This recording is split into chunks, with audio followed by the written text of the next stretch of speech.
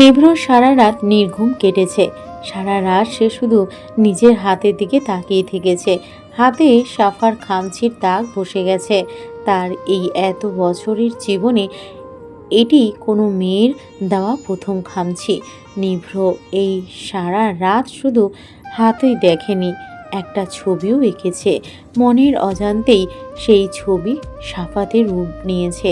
সেই দিনের নীল জামদানি আর লাল জবার ছবি, টোল পড়া গাল, সেই ঘাড় কাঁধ, ঠোঁট, চোখ, কপাল, চুল, সেই নাক, সেই হাসি, সবই তাকে ঘায়েল করেছে।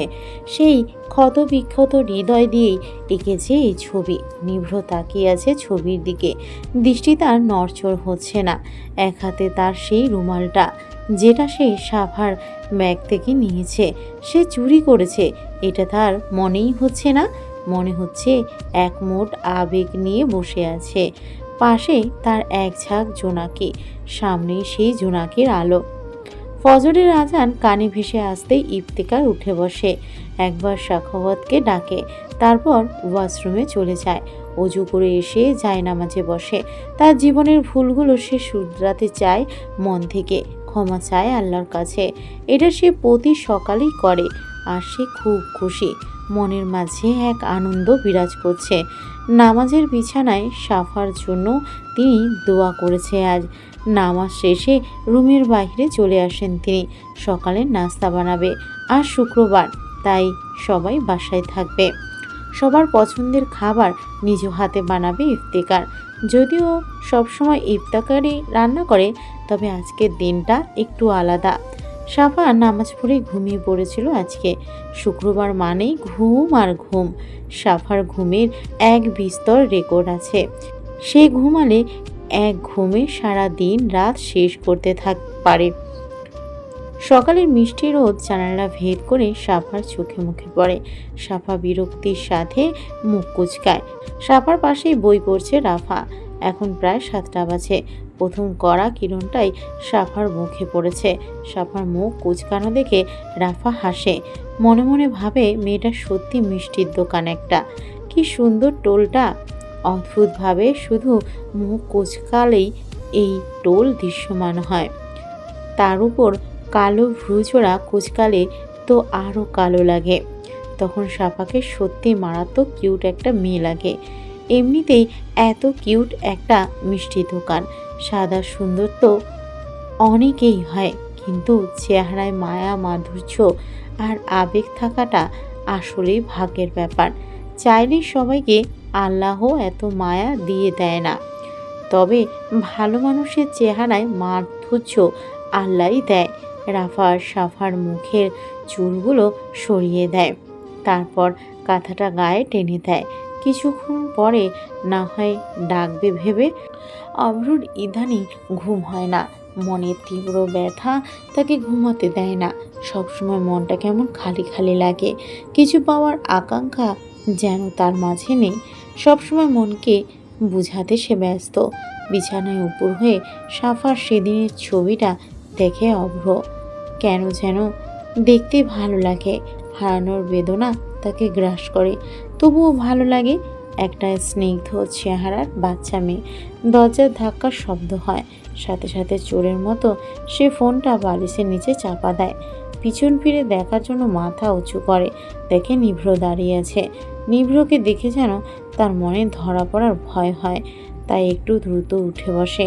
নিভ্রর গায়ে সাদা ট্রাউজার আর সাদা গেঞ্জি, কানে ইয়ারফোন, মাথা ভর্তি ঘাম।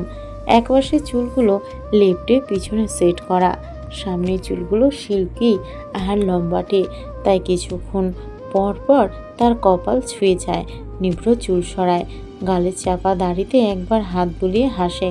নিভ্রর গোপন কিছু হাসি আছে, তা সে তার গোপন মানুষ অভ্রের সামনেই হাসে। নিভ্রর হাসি দেখে অভ্রও হাসে।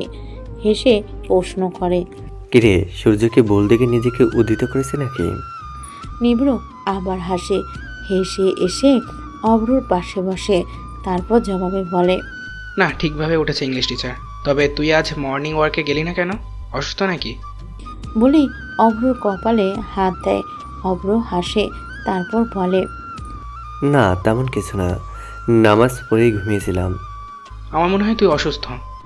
ভ্রু কুঁচকে প্রশ্ন করে নিভ্র। আনমনেই জবাব দেয় অভ্র। হয়তো। নিভ্র থমকায়, চোখ পড়ার চেষ্টা করে। তবে অভ্রর চোখও তার মতো। পড়াও তো সহজ না। দুভাই গল্পে মাতে। এদের গল্প মানে ভিন্নতা, আকাশচুম্বী গল্প। পরিবার থেকে পেশায়, তারপর দেশ, তারপর পৃথিবী, আর শেষে একদম মহাবিশ্ব থেকে পরকালে চলে যায়। সাপা ঘুম থেকে উঠেই নাস্তা করে, তারপর বাগান দেখতে যায়।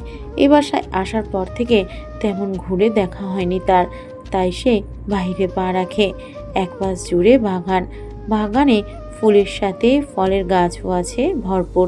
সাপা খুঁটিয়ে খুঁটিয়ে দেখতে লাগে। গোলাপ থেকে শুরু করে কৃষ্ণচূড়া, কদম গাছও আছে।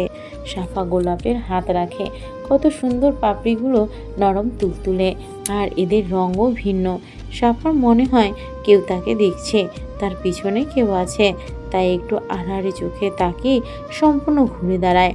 নিভ্র দাঁড়িয়ে আছে। সাপা অবাক হয়ে কিছুক্ষণ নিভ্রর ঘামে বাজা চুলগুলো দেখে। মনে অদ্ভুত ইচ্ছে জাগে।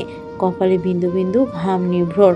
সাপার মনের 18 জাগে। মন চায় ছুঁয়ে দিতে, ডান হাত মুছে দিতে, গায়ের ওড়নাটা তুলে একটু কপাল স্পর্শ করতে, আর বাম হাতে চিকন আঙ্গুল দিয়ে সিল্কি চুলগুলো চোখের কোণা থেকে সরিয়ে দিতে, একটু নাড়িয়ে পানি ঝরাতে। কিন্তু চাইলেই সব করা চায় না। কথাটা মনে করে সাপা নিজেকে সামলায়। নিভ্র চোখ ছোট করে। তাকে দেখে সাপার প্রথমে সেই চমকটা বিলীন হয়। নিভ্র সাফাকে পর্যবেক্ষণ করে। গায়ে তার সুতির 3 পিস, গলাচড়ি, গায়ে বিশাল ওড়না, চুলগুলো বরাবরের মতো খোপা করা, তবুও কিছু ছোট আবদ্ধ চুল এলোমেলো হয়ে চোখের কোণে ঠোঁটের উপর আছড়ে পড়ে আছে। নিভ্র হাত বাড়ায়, সরিয়ে দেয় চুলগুলো কোমলভাবে। তবুও তাতে প্রকাশ পায় ঈর্ষা, প্রকাশ পায় অধিকারবোধ। আমি ছাড়া তোদেরও ছোঁয়ার অধিকার নেই। কথাটা মনে মনে আওড়ায়। সাফা হাবার মতো তাকিয়ে থাকে। অদ্ভুত মোহনীয়তা ঘিরে ধরে তাকে। নিভ্র স্বাভাবিক, তার মাঝে বিচলিতের ছিটে ফোটাও নেই, যেন যা করছে ভুল কিছু না। সাপা ভাবে যে কল্পনার রাজ্যে আছে, তাই হাত বাড়িয়ে চিমটি কাটে নিজের হাতে, না নিভ্রর হাতে। নিভ্র মৃদু আওয়াজ করে, রাগী চোখে তাকায় সাফার দিকে, তারপর বলে, চিমটি দিচ্ছিস কেন? সাফা বুঝে স্বপ্ন নয়, সত্যি হচ্ছে সব। মুহূর্তে লজ্জারা তাকে গ্রাস করে। চোখে মুখে লাল আভা ফুটে ওঠে। ঠোঁট জোড়া হালকা প্রসারিত করে নরম সুরে সাফা বলে, সরি, তবে আপনি এখানে কেন? নিভ্র তাকিয়ে থাকে সাফার গালে, চোখে, ঠোঁটে, আর খুঁজে টোলটা না পেয়ে মন ক্ষুণ্ণ হয়। তবে শান্ত ভঙ্গিতে বলে, বাগান যেহেতু আমাদের, আমি তো আসতেই পারি। তা কি দেখছো এত সকাল সকাল? ফুল কত সুন্দর, তাই না? আপনাদের বাগান খুব সুন্দর, কত কত গাছ, অনেক ফুলের নাম জানি না আমি। আমি না হয় বলে দিব, চলো ঘুরে দেখাই। সাফা খুশি হয়। নিভ্রর পাশে এসে দাঁড়ায়। সাথে সাথে চুরির ঝুমুর ঝুমুর শব্দ নিভ্রর কানে বাজে। নিভ্র একবার ঘাড় কাত করে সাফার হাতের দিকে তাকায়। সাফা হলুদ চুড়ি পরেছে। সাফার চুড়ির প্রতি পাগলামি দেখে নিভ্র মনে মনে হাসে। চুড়ি প্রেমী না হলে তো আর কেউ সকাল সকাল চুড়ি পরে ঘোরে না। নিভ্র ঠোঁট বাঁকায়, সাথে এক ভালো লাগাও কাজ করে। সাফার পায়ে এখনও তার দেওয়া সে পায়েল আছে। নিভ্রর কেমন জানি সব নিজের নিজের মনে হয়। হলুদ চুড়ি সাদা হাতে মিশে আছে। পায়ের প্লাজোর নিচে কালো পাথরের পায়েলটা দেখা যাচ্ছে। বেশ মানিয়েছে। সাফা যে পায়েলটা খুলে ফেলেনি, এটা দেখে নিভ্রর মনে খুশির দোল খায়। মন বলে প্রতি সকাল এভাবেই শুরু হলে হয় না একটা মিষ্টি সকাল। সাফা লাজুক হাসে। নিভ্র অবাক হয়ে সে হাসি দেখে। মেয়েটার মাঝে সব আছে, টক ঝাল মিষ্টি টাইপের স্বভাব।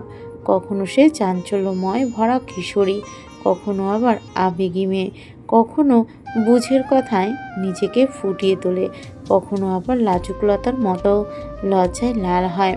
সাফা হাঁটে নিভ্রর পাশ দিয়ে, নিভ্রও হাঁটে। সবুজ ঘাসে দুজনেই হেঁটে চলেছে। কিছু দূর গিয়েই মালির সাথে দেখা, নিভ্রদের পুরনো মালিনী। গাছ কাটা থেকে শুরু করে গাছে পাড়ি দেওয়া এনার কাজ। আকবর চাচা বলে ডাকে সবাই। নিভ্রকে সাফার সাথে বাগানে দেখে তিনি যেন রাতে সূর্য দেখছে সেভাবে চমকায়। হাঁ করে প্রশ্ন করে। নিভ্র বাবানি, তুমি এখানে কেমতে? নিভ্র হেসে দুষ্টুমির সুরে বলে। এমনি এমনি। আকবর অবাক হয়। এই হাসি ছোটবেলায় দেখেছে, সে আর দেখা হয়নি। আজ অনেক বছর পর নিভ্র বাগানে এসেছে। বাগানের সামনে দিয়ে বাড়িতে ঢুকলেও বাগানে সে কখনোই ঢোকেনি। আকবর চাচা বললেন, বাবা কিছু কি লাগবো? তেমন কিছু না, বাগান ঘুরতে এসেছি আর তোমার সাথে দেখা করতেও। আর একে তো চিনোই। চাচা, এখন কি ফুল বা ফল হয় বাগানে? সময়টা কি? আকবর হেসে বলে।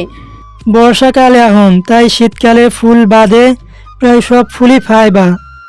নিভ্র হেসে আরও দু চারটি কথা বলে তারপর হাঁটে, সাথে সাফাও। সাফার ভালো লাগছে নিভ্রর স্বাভাবিক রূপ। হঠাৎই তার কাল রাতের কথাগুলো মনে পড়ে। সাফার মন খারাপ হয়। নিভ্রের প্রতি তার এক অদ্ভুত মায়া লাগানো অনুভূতি হয়। নিভ্র থামে, সাথে সাফাও।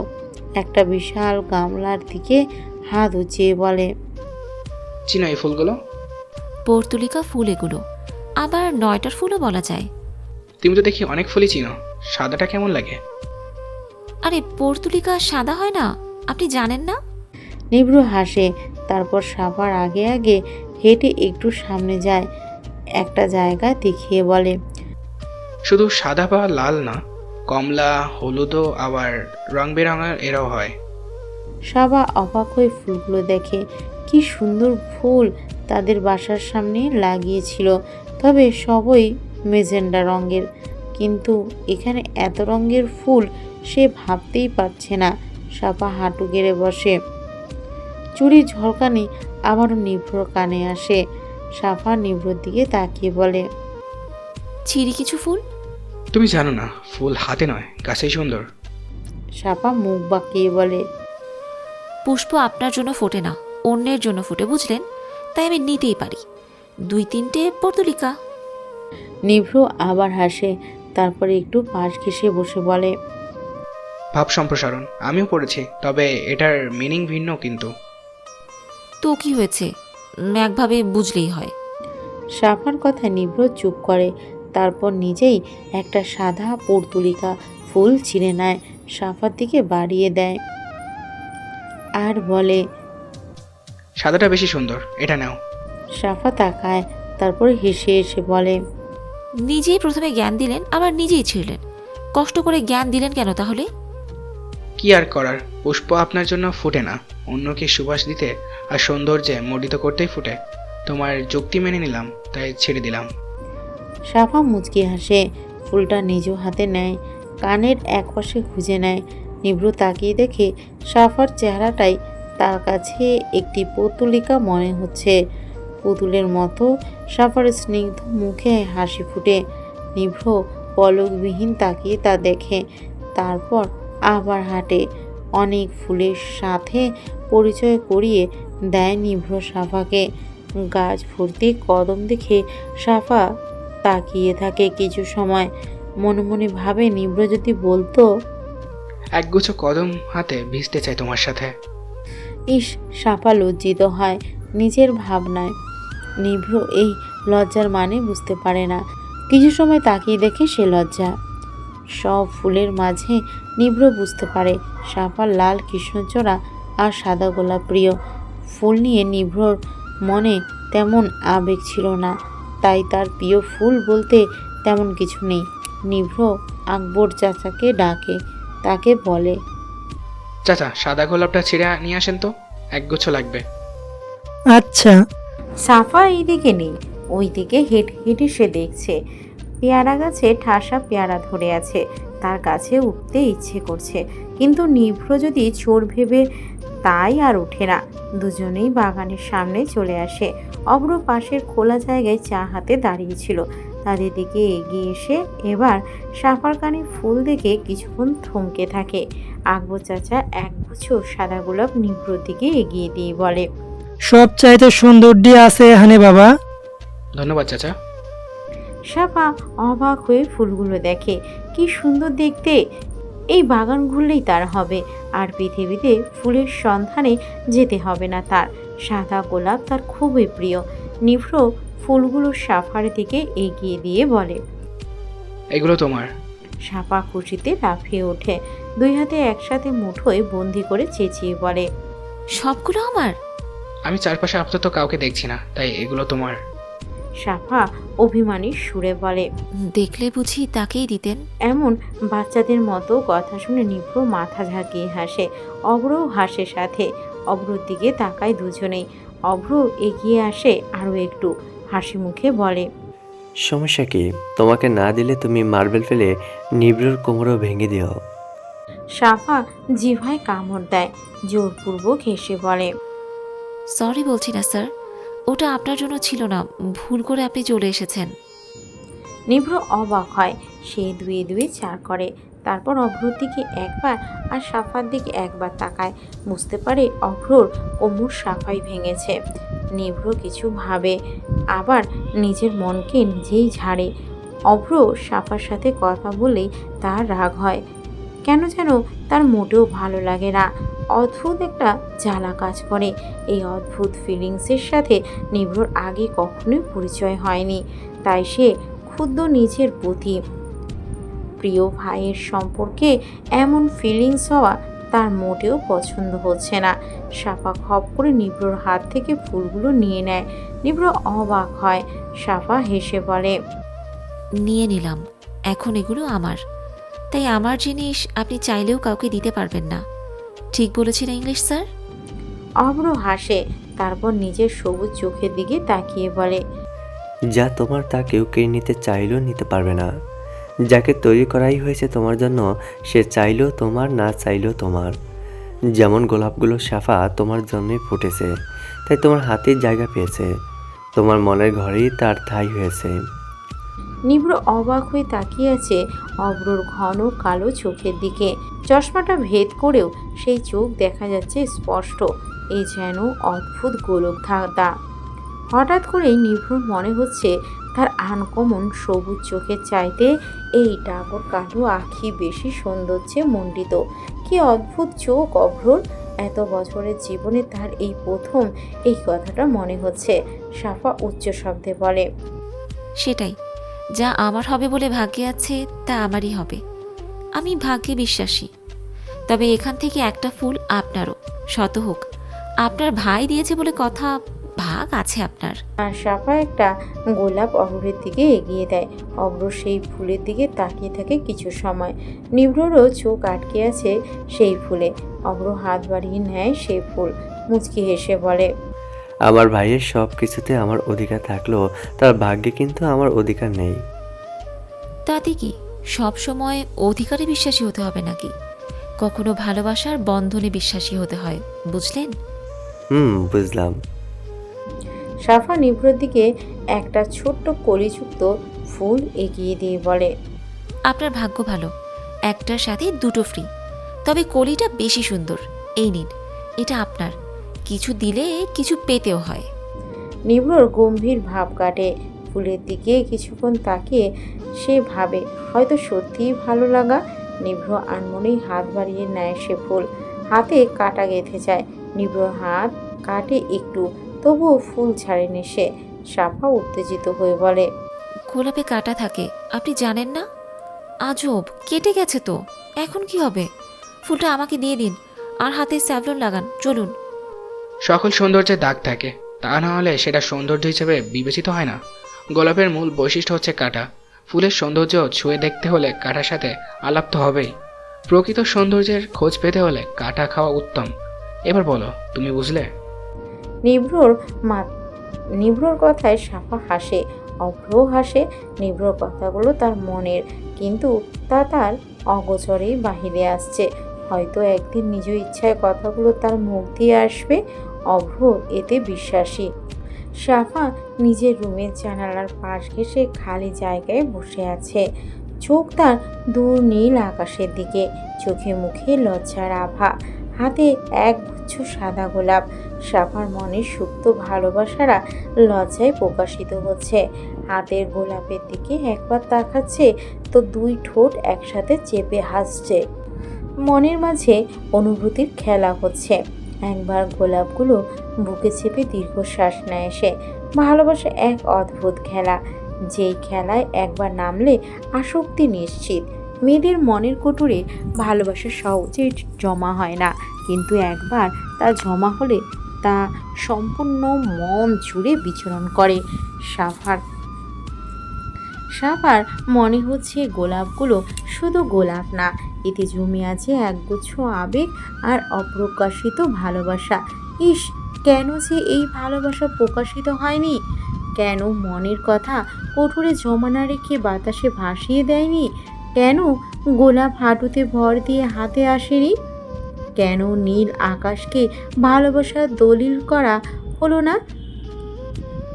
কেন গলা দিয়ে উচ্চারিত হলো না সেই মুখরিত মনোমুগ্ধকর ভয়ঙ্কর শব্দ, যা ক্ষত বিক্ষত করে হৃদয়ের গালিচা, যা ভেঙে চুরমার করে মনের সুপ্ত আয়না? এত কেনর মাঝেও সাফার ভালো লাগা কাজ করছে। তার মনে হচ্ছে লুকোনো প্রেমই সুন্দর, প্রেমে গোপনীয়তা থাকাই ভালো। প্রেম তো প্রকাশেই শেষ হয়, তাই অপ্রকাশিতই থাকুক না। কিন্তু যদি প্রেম না হয়, যদি তার মনের জমানো সব দেওয়ার মতো সময় না হয়, যদি তার অনুভূতি তাতেই সীমাবদ্ধ থাকে। সাফা হাসে খিলখিল করে, তারপর উচ্চারিত শব্দে বলে, ভালোবাসায় পাওয়ার আশা করতে নেই, তাহলে তো তার লেনদেন হয়ে যাবে। ভালোবাসায় শুধু অনুভূতির জায়গা আছে, তাই অনুভূতিতে সিক্ত হতে চাই সব বেলায়। সাফা লাফিয়ে নামে জানলার পাশ থেকে। নিজের বিছানার পাশে থাকা ছোট্ট টেবিলের উপরে রাখা ফুলদানিটা থেকে প্লাস্টিকের ফুলগুলো খুলে হাতে নিভৃত দেওয়া ফুলগুলো গেঁথে রাখে সে। একটা মুচকি হেসে দু হাতের মুঠোয় ফুলগুলোকে বন্দি করে নিজের কোমল লাল ঠোঁটজোড়া বসিয়ে দেয়। একটা শব্দ করে চুমু খায় সে। তখন তার সামনের কিছু চুল এলোমেলো হয়ে ফুলের গায়ে পড়ে। সাফা সে চুল সরায় না, এভাবেই বসে থাকে। নিভ্র নিজের রুমের দরজায় ঠেস দিয়ে বসে আছে। হাত এপিট ওপিট করে সে গোলাপটা দেখছে, একবার নাকের কাছে এনে ঘ্রাণ নিচ্ছে। তার মনে হচ্ছে পৃথিবীর সবচাইতে সুন্দর জিনিসটা ফুল। তার নিজের ঘরময় ফুলে ফুলে ভরিয়ে রাখতে ইচ্ছে করছে। নিভ্র ঠোঁট কামড়ে ভাবে, তার গোলাপ সত্যিই আলাদা। এই গোলাপে অনুভূতির মায়া আছে, আছে এক আলাদা ছোঁয়ার গন্ধ, যা এই সাধারণ ফুলকে করে তুলেছে অসাধারণ। নিভ্র উঠে দাঁড়ায়, নিজের গোপন ডায়েরির ভাঁজে ফুলটা রাখে। পাশের কলম দিয়ে একটা মোহনীয় কবিতা লেখে সে। কবিতা সে ছোটবেলা থেকেই লিখে। জীবনের বেশিরভাগ সময় সে শুধু নিজের সাথে থেকেছে, তাই সময় অসময়ে সে ডায়েরি লেখে। না, পাতার মাঝে আবার কবিতাও লিখে। ভালো লাগে এটা তার। তবে তার সব কবিতার চাইতে আজকেরটা আলাদা। তার কবিতা সবসময় জীবন, প্রকৃতি, বাস্তবতা আর নিজেকে নিয়েছিল, কিন্তু আজকের কবিতাটা সে অদ্ভুত ভয়ঙ্কর অনুভূতির শিকার হয়ে লিখেছে। অভ্রর গোলাপটা সে তার ডায়েরিতে লাগানো সাফার ছবির পাশে লাগিয়ে দেয়। তারপর ডায়েরিটা ভাঁজ করে বুকে চেপে ধরে। বুক ছেড়ে বেরিয়ে আসে কিছু দীর্ঘশ্বাস। ঠোঁটজোড়া একটু মেলে হাসে সে। তারপর ডায়েরিটা খুলে তার আর নিভ্র জড়িয়ে ধরে রাখা ছবিটা দেখে। ছোটবেলার ছবি এটা। অভ্রর এখন অপ্রাপ্তির মাঝেও প্রাপ্তির অনুভূতি হয়। একটা চুমু খায় ছবিতে। ছবির একপাশে নীল কালিতে ডিজাইন করে লেখা ভালোবাসার নীল। লেখাটায় হাত ছোঁয়ায় অভ্র। সাফা রাফার পাশ ঘেঁষে ঘুরছে। রাফা বুঝতে পারে সাফার কিছু বলার আছে, তবে বলতে পারছে না। কিন্তু কি বলবে তাও বুঝতে পারছে না, তাই প্রশ্ন করে, মিষ্টির দোকান, কিছু কি বলবে? সাফা এই সুযোগটাই চাইছে। তাই এগিয়ে এসে বলে, এই বাসায় ছাদ নেই আপু? কেন থাকবে না, অবশ্যই আছে। তুমি কি যেতে চাও? হুম, ছাদ আমার খুবই প্রিয়, তাই আসার পর থেকেই ছাদ খুঁজে চলেছি, কিন্তু কোন দিকে বুঝতে পারছি না। চলো তাহলে। রাফা সাফার হাতটা নিজের হাতের মুঠোয় নেয়, তারপর হাঁটা দেয় ছাদের উদ্দেশ্যে। সিঁড়ির দিকে গিয়ে সাফা অবাক হয়, তার রুমের একটু পাশেই সিঁড়ি, আর সে কিনা খুঁজে খুঁজে মরেছে। নিজের বোকামিতে সে নিজেই অবাক। ছাদটা দেখে সাফা আরও অবাক হয়। ছাদের মাঝে একটা নীল পানির সুইমিং পুল, পুলের চারপাশে গাছ আছে কিছু, তবে ফুলের গাছ না, বিভিন্ন ক্যাকটাস গাছ। এই সব গাছে আবার ছোট ছোট ফুলও আছে। ছাদের এক পাশ থেকে বাড়ির বাগানটা দেখা যায়, পিছনের দিকে বাগান, ছাদ ঘেঁষে একটা অদ্ভুত গাছ যেটার নাম জানা নেই সাফার। সাফা এবার ডান দিকে তাকায়, ডান দিকে একটা সরু রাস্তা চলে গেছে। ছাদে এমন রাস্তা দেখে সাফা তো ভারী অবাক। রাস্তা শেষ হয়েছে একটা কাচের গোল ঘরে। গোল ঘরটার বাহির থেকে ভিতরের কিছুই দেখা যাচ্ছে না, সাদা পর্দা দিয়ে ঢাকা ঘর। সাফার কৌতূহল যাকে, তাই রাফাকে প্রশ্ন করে, আপু ওইদিকে কি, চলেন দেখি। আরে না, ওইটা নিভ্র ভাইয়ের ঘর। ভাইয়ের ঘরে আমরা তেমন চাই না, ভয় লাগে তো। ভয় পাওয়ার কি আছে আপু, উনি কি বাঘ? তার চাইতে কম কি? বলেই হাসে রাফা। সাফা চোখ ছোট করে সেই হাসি দেখে, ভাবে সবাই এই লোকটাকে এত ভয় পায় কেন? কই, সে তো পায় না। তার কেন যেন ভয়ই লাগে না নিভ্রকে, উল্টে কিউট কিউট লাগে। লাল লাল ঠোঁট, সবুজ অদ্ভুত ভয়ঙ্কর চোখ, মারাত্মক সেই সিল্কি চুল। হাত দিয়ে যখন সাই করে চুলগুলো সরিয়ে দেয়, সাপার তখন খুব করে বলতে ইচ্ছে হয়, থাক না এভাবে, কিন্তু বলা হয় না, দেখাই তার কাজ। রাফার ফোন বাজে, সাফার হুঁশ হয়। রাফা ফোন রিসিভ করতে করতে বলে, সরি মিষ্টির দোকান, একটু নিচে যেতে হবে। নিশান কল করেছে, আব্বুর সাথে একটু কথা বলতে চাই, তাই যেতে হবে। তুমি দেখে এসো কেমন? আর ওইদিকে যাবে না, বকা খেতে হবে কিন্তু তা না হলে। সাফা মাথা ঝাঁকায়, কিন্তু মনে মনে বলে, নিষিদ্ধ জিনিসে আগ্রহ বেশি, তাই এই নিষিদ্ধ ডাক্তার সাহেবের প্রতিও আমার আগ্রহ অধিক। রাফা কথা বলতে বলতে হেঁটে চলে যায়। সাফার মাথায় আসে না এই নিশানটাকে। সাফা প্লাজোটা একটু তুলে সুইমিং পুলে পা ভিজিয়ে বসে কিছুক্ষণ, তারপর একবার ঘাড় ঘুরিয়ে নিভ্র ঘরের দিকে তাকায়। হঠাৎ ঠোঁট চেপে হেসে উঠে দাঁড়ায়। ভেজা পা টেপে টেপে সে পা বাড়ায় সরু রাস্তার দিকে। ঘরটা তাকে খুব টানছে। সাফা নিভ্র ঘরের দরজার সামনে দাঁড়ায়। দরজা খোলাই আছে। সাফা চোরের মতো উকি ঝুঁকে দেয়। নিভ্রকে দেখতে না পেরে টুপ করে ঢুকে পড়ে। ঢুকেই তার মাথায় হাত। তিনটা বুক সেলফ দেখে সাফার মাথা ঘুরে ওঠে। মনে মনে বলে, বাবা গো, এত বই পড়ে কোনো গরু? সাফা ঘুরে ঘুরে দেখে, বিশাল একটা রুম জুড়ে সাদা সোফা আছে, 3টা বুক সেলফ আছে, সাথে একটা কাচের সিঁড়ি।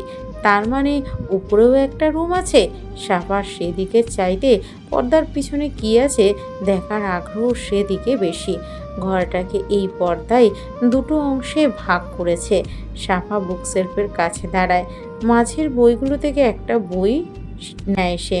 তারপর বইয়ের প্রথম পাতা খুলে সে মুখ কুঁচকে ওঠে। একটা হৃৎপিণ্ডের ছবি তাতে। সাফার ভাষায় তার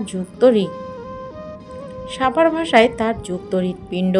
হৃৎপিণ্ডের চারপাশে নানা লেখা। সাফা কপাল কুঁচকে একটু পড়ার ভঙ্গি করে।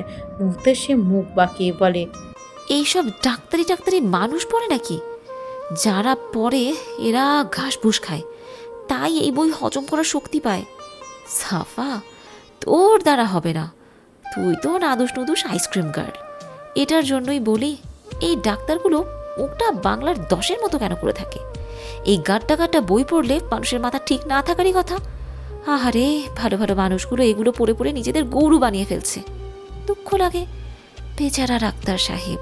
সাফা বইটা আবার জায়গায় রেখে দেয়। বইটা রাখার পরে তার নিজেকে হালকা হালকা লাগছে। বুক সেলফের 3 খণ্ডে একটাতে মেডিকেলের নানা বইয়ে ভরা, একটাতে রাজনৈতিক বই, আর একটাতে সাধারণ অনেক বড় লেখকের বই। সবার একটা পাশও ভালো লাগেনি। মনে মনে বলে একদিন সে এই সেলফগুলোতে হুমায়ুন স্যারের বই দিয়ে ভরিয়ে দেবে।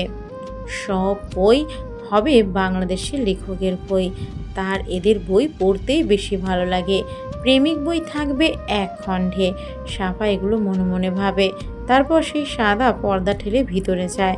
আর একটা রুম দেখে সাফা মনে মনে ভাবে, লোকটা যেমন রহস্যময়, তার রুম, ঘর, এমনকি বুক শিল্পও তার মতোই আজাইরা।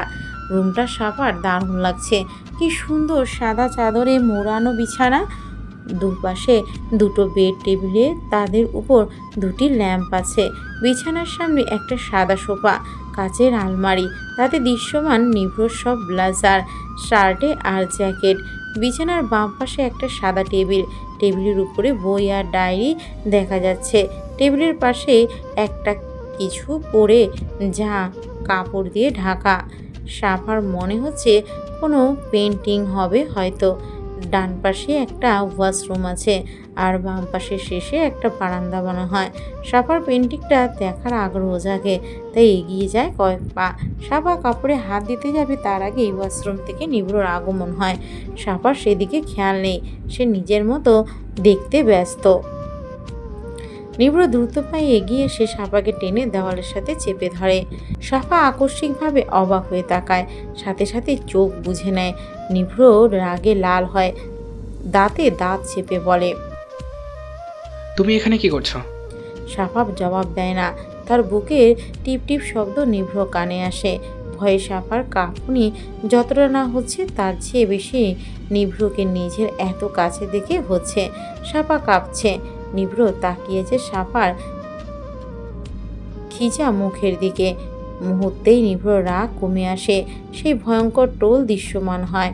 নিভ্র সাফার এক হাত ছুড়ে দেয়, হাত বাড়িয়ে গালে হাত রাখে। সাফা কাপা গলায় চোখ মুখ খিচেই বলে, সরি সরি সরি বলে দিয়েছি, এবার ছাড়ুন। আর একটা জামা পরের, একটা মেয়ের সামনে কেউ জামা ছেড়ে এভাবে আসে নাকি? আপনার লজ্জা নেই নাকি? ডাক্তারদের কি লজ্জা হয় না? নিভ্র নিচের দিকে তাকায়। গায়ে তো হাতা কাটা গেঞ্জি আছে, তবুও জামা নেই কেন বলছে? সাফা নিভ্রর খোলা বাহু দেখেই এমনটা বলছে। নিভ্র কথাটা বুঝতে পেরে শব্দ করে হেসে সাফাকে ছেড়ে দিয়ে শার্ট নিয়ে গায়ে জড়িয়ে নেয়, কিন্তু বোতাম খোলা রাখে। তারপর সোফায় বসে বলল, জামা পরা হয়ে গেছে, আপনি দেখাতে পারেন। সাফা চট করে নিজের চোখ খুলে এদিক ওদিক নিভ্রকে খুঁজে। নিভ্র উদাম বাহু দেখেই সে চোখ বুজেছে। ভয় মিশ্রিত অনুভূতিতে তাহার বুকের অদ্ভুত শব্দরা ধাক ধাক শব্দে মেতে উঠে। তখন নিভ্র সাফাকে এদিক ওদিক তাকাতে দেখে বলে, আমি এদিকে। সাফা চকিতেই তাকায়, দেখে নিভ্র সোফায় বসে আছে। সাফা লজ্জা পায় নিচের আচরণে। লজ্জায় তার গালের দুপাশে লাল হয়, নাকের ডগায় লালের আভা দেখা যায়। সে চোখ নামিয়ে মাথা নিচের দিকে দিয়ে রাখে। নিভ্র কিছু সময় দেখে সেই দৃশ্য। মেয়েদের লজ্জা পেলেই সুন্দর লাগে, এটা সে জানতো না। সাফাই প্রথমে, যাকে দেখে তার নতুন নতুন অভিজ্ঞতা জন্মাচ্ছে। নির্ভর সোজা হয়ে বসে, সাফার দিকে তাকিয়ে তাকে সহজ করার উদ্দেশ্যে প্রশ্ন করে, তা কি মনে করে আমার রুমে আসা হয়েছে? সাফা এবার নিভ্রর দিকে তাকায়। সে ভেবেছে নিশ্চিত ঝাড়ি খাবে, কিন্তু কপাল ভালো মনে হচ্ছে। সাফা প্রশ্নের জবাব না দিয়ে উল্টো প্রশ্ন করে, আপনার ঘরে কেউ আসলে কি আপনি এভাবে ব্যবহার করেন? নিভ্র হাসলো, তারপর জবাবে বলল, না, কিন্তু কেউ চোরের মতো আসলে আমি এর চাইতে ভালো ব্যবহার করতে পারি না। সাফার রাগ হয়, কত সাহস তাকে চোর বলে, কিন্তু পরে ভাবে আসলেই তো সে না বলে ঢুকেছে। নিভ্র আবার বলে, আচ্ছা বাদ দাও, বসো, তুমি সোফায় এসে বসতে পারো। বিছানায় বসি? নিভ্র ঠোঁট কামড়ে হাসে, তোয়ালা দিয়ে মাথা মুছে তারপর বলে, বসো। সাফা বসে। নিভ্র বলে, তা আমার রুমে কি মনে করে? কেন, আপনার রুমে আসা যাবে না নাকি? এমনটা কখন বললাম? এইটাই তো বলতে চাচ্ছেন। এমন কেন আপনি? একটু ভালো মানুষ হন, বুঝলেন? আর বুক শেলফে কী সব ঘাস ফুস রাখছেন, এগুলো বদলে নতুন বই আনবেন। হলে যাওয়ার আগেই আনবেন, তাহলে দেখে যেতে পারবো, বুঝলেন? নিভ্রর মন খারাপ হয়। সাপে কি হলে হল পেলে চলে যাবে? নিভ্রর মনে ভয় হয় কিছু স্পেশাল জিনিস দূরে যাওয়ার ব্যথায় চাইতে তীব্র ব্যথা অনুভব হয় তার। সাফা আবার বলে, কি হলো, কথা বলছেন না কেন? শুনুন, হুমায়ুন আহমেদ স্যারের বেশি বেশি করে বই আনবেন। কিছু বই আমি পড়তে নিব, ফিরিয়ে দিব আবার, ঠিক আছে? আচ্ছা। আপনার বারান্দা আছে? ওইদিকে। চলুন যাই। সাফা উঠে দাঁড়ায়। নিভ্র পিছনে পিছনে আসে। ব্যালকনিতে খুব সুন্দর বসার সোফা আছে একটা, কিছু ক্যাকটাস গাছ আছে। সাফা এই গাছ দেখে নাচ ছিটকায়, তারপর বলে, আপনি এমন খারুস কেন? নিভ্র নিভ্র ভ্রু কুঁচকে তাকায়। সাফা সাথে সাথে শাসনের সুর তুলে বলে, মেয়ে এভাবে তাকাবেন না একদম। আপনার ছাদে ব্যালকনিতে এত এত ক্যাকটাস কেন? হ্যাঁ, কি ফালতু গাছ! আপনি গোলাপ লাগাতে পারেন না ব্যালকনিতে? আমি বলি শুনুন, সাদা গোলাপ লাগাবেন, ওরাই বেশি সুন্দর দেখতে, দেখলেই শান্তি শান্তি লাগে, বুঝলেন? নিভ্র বাধ্য ছেলের মতো মাথা নাড়ায়, যেন সাফার ঘর আর সে রুম সাজানোর কাজ করে। সাফা এবার বলে, আচ্ছা আমি যাই, আপনি তো আলাদা থাকেন, তাই আপনাকে ডিস্টার্ব করতে চাই না, কিন্তু যা বলে গেলাম তা মনে থাকে যেন। সাফা হাঁটা দেয় রুমে, এসে মাথা কাত করে বলে, আপনি ছবি আঁকতে পারেন? হুম। একদিন আমার একটা ছবি এঁকে দিয়েন তো, এখন না, অন্য একদিন, ঠিক আছে? নিভ্র চোরের মতো করে তাকায়। সে তো সাফার ছবি আগেই এঁকে ফেলেছে। সাফা যদি এখন কাপড়টা উল্টে দেয়, তখন তো তার কপালে কি আছে কে জানে। এই মেয়ে যদি আবার তার মাথা পাঠিয়ে দেয়। সাফা হেঁটে চলে যায়। নিভ্র চিত হয়ে বিছানায় শুয়ে পড়ে। হাঁপ ছেড়ে বাঁচল সে। তবে তার বলতে ইচ্ছে করছে সাফাকে, আর একটু থাকা যায় না? আর একটু ঝগড়া করলেই তো হয়, আর একটু শাসনের সুর তুললে কি এমন হবে? কিন্তু নিভ্রর দ্বারা তা বলা আর হলো না। সবার খুশি লাগছে, নিভ্রকে জব্দ করতে পেরে তার খুশিতে নাচতে ইচ্ছে করছে। সাফা মিটমিটিয়ে হাসতে হাসতে সিঁড়ি বেয়ে নামে।